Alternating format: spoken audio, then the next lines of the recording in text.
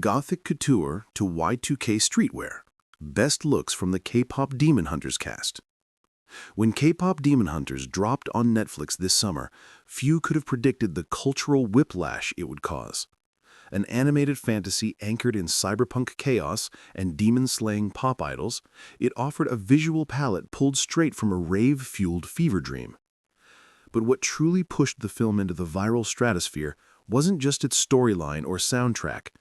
It was the arrival of its musical trio, EJ, Ami, and Audrey Nuna, whose off-screen fashion has electrified the press circuit with a vengeance. The best looks from the K-pop Demon Hunters cast aren't just red carpet moments. They are cinematic extensions of the universe itself, blurring the line between costume and couture like a subversive love letter to Y2K maximalism. EJ smolders in tailored Mugler. Ami storms photo pits in sculptural Duran Lantink. Audrey floats in cloud puff silhouettes that echo her character's animated swag. Their fashion, much like the film, dares to be loud and doesn't apologize for it. The best looks of the K-pop Demon Hunters cast. The Tonight Show with Jimmy Fallon. The moment EJ, Ami, and Audrey stepped onto the Tonight Show stage, it was clear this wasn't going to be a run-of-the-mill talk show cameo. It was a sartorial spectacle, a high-fashion meets cinematic universe reveal where the best looks from the K-pop Demon Hunters cast truly materialized into something unforgettable. Promoting the now-viral animated hit, the trio known musically as Hunter X brought the movie's dark pop energy to life through a trifecta of sharply styled, Y2K-soaked, goth glam looks. Think razor-sharp tailoring, conceptual silhouettes, and a moody palette, the kind of fashion that doesn't just nod to a character, but reinvents the mythology around them. EJ came in commanding. Styled by Kate Lee, she wore a Mugler suit, pinstriped and precise, looking anything but traditional. The jacket's side lace-up slits flirted with deconstruction, while the pants featured piercing-like metallic accents along the seams. It was businesswoman meets underworld siren, a calculated, cutting silhouette that established EJ's dominance both vocally and visually. Ree flipped the script with a look that could have stormed a post-apocalyptic runway in Seoul. Ayumi Perry styled her in a sculptural Duran Lantink jacket, a molten red statement piece cinched at the waist, paired with a voluminous black mini and stomping rombout boots. It was a play on armor, warrior-coded but club kid approved. When the performance started, she shifted gears completely, slipping into a custom Mary Witch and Yiha Liang corset, its cage structure clashing with a crystal-embellished bra. It wasn't just fashion. It was visual aggression. Audrey, forever the maximalist grunge romantic, served a two-part story. Styled by Sophie Yoon, Audrey wore a black and white look with a billowy skirt and tight leather top for the interview, grounding it with bubblegum pink Simmy's ribbon boots, both eerie and dreamy. But Audrey performance? Even better. She switched into a sheer Shauna Wu top, pulling from Gothic Victorian codes, and anchored the outfit with icy cool Kashiko heels. She was impossible to miss, shimmering and snarling all at once. More than just a television appearance, this was a stylistic thesis. These outfits from the K-pop Demon Hunters cast weren't just coordinated, they were choreographed.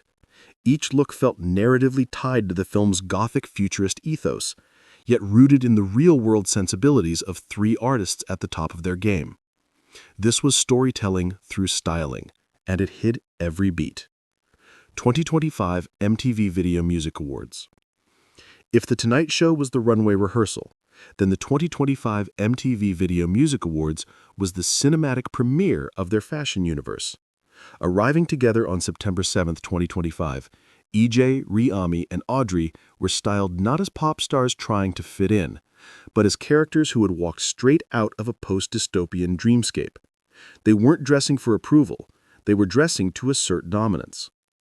Audrey took one of the film's most outlandish costume moments and reimagined it for the VMAs.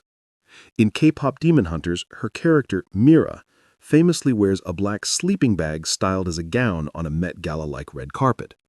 For the real-life version, the singer stepped out in a custom puffer coat by Eugene King, stitched with sculptural detail and drama you couldn't deny. The sleeves ballooned, the hem pooled, and the look was part cocoon and part confrontation. She wasn't paying homage, she was claiming the character as her own. Riami, ever the disruptor, wore a mixed-media look styled from pieces from Sex Dolls, Diesel, and Vivienne Westwood. It was punk, it was patchwork, it was full of attitude. Layered silhouettes met clashing textures and just the right amount of hardware. She looked like she had stumbled out of a Y2K rave on Mars, and we mean that in the best way possible. There was a rawness to restyling here, the kind of imperfection that feels intentional and dangerous. The best looks from the K-pop Demon Hunters cast come alive in moments like this, where nothing is polished and everything is potent. EJ brought in the quiet power. While the others leaned theatrical, she kept things razor-sharp in a monochromatic ensemble from KWK by Cakewalk. Her look was clean-lined, futuristic, and loaded with subtext. It whispered instead of screamed, but the message was clear. She knows exactly who she is, and she doesn't need spikes or sequins to prove it. As a trio, the visual impact was undeniable. 3 distinct aesthetics, rooted in one cinematic universe, reinterpreted for real-world glam. When K-pop Demon Hunters touched down in New York, it wasn't just a press tour, it was a fashion takeover. The city became their runway, as Ri-Ami, Arden Cho, and Mei Hong delivered 2 distinct looks across a single day that cemented their roles not only as stars of the film, but as fashion disruptors in their own right. At the Empire State Building lighting ceremony, set against a crystal-clear skyline, each woman embodied a different kind of energy. Ri arrived in full leather rebellion mode, wearing a strapless black mini dress with a glossy, liquid finish and fringe hem detailing that danced with every movement. Her look was finished with knee-high platform boots, moody, slick, and powerful. Mei channeled retro girl group charm in a sunshine yellow gingham 2-piece. The set, featuring a cropped long-sleeve top and pencil skirt, was tailored but playful, like a 1960s it girl had landed on a rooftop in 2025. Arden brought softness and eccentricity to the trio in a blush pink slip dress covered in pastel florals. Its handkerchief hem gave it deconstructed romance, and the black platform she paired it with grounded the sweetness in edge. Later that day, the vibe shifted indoors to a studio appearance where they posed against a screen showing their animated Hunter X counterparts. The looks here were more streetwise and structured, a subtle nod to the gritty undertones of the film. Ri layered a black leather bomber over a navy blue dress shirt and pleated skirt. The proportions were deliberate, oversized on top, flirty below, with knee socks adding just the right touch of schoolgirl menace. Mei's Miu ensemble played with tension. She paired a baby blue men's shirt with a checkered wrap skirt, managing to look both collegiate and couture at once. Cho gave what might be her most sculptural look of the press cycle, a chartreuse set featuring a ruched cutout bustier top and voluminous cargo pants. The fabric shimmered under studio lights, pulling futuristic elegance from a palette we don't often see on red carpets. These weren't costumes, these were statements. Together, the trio balanced precision and play, softness and power. What anchored it all was a sense of intention. Every hem, every heel, every button-down was part of a character study, not just of who they play on screen, but who they are becoming in the fashion world.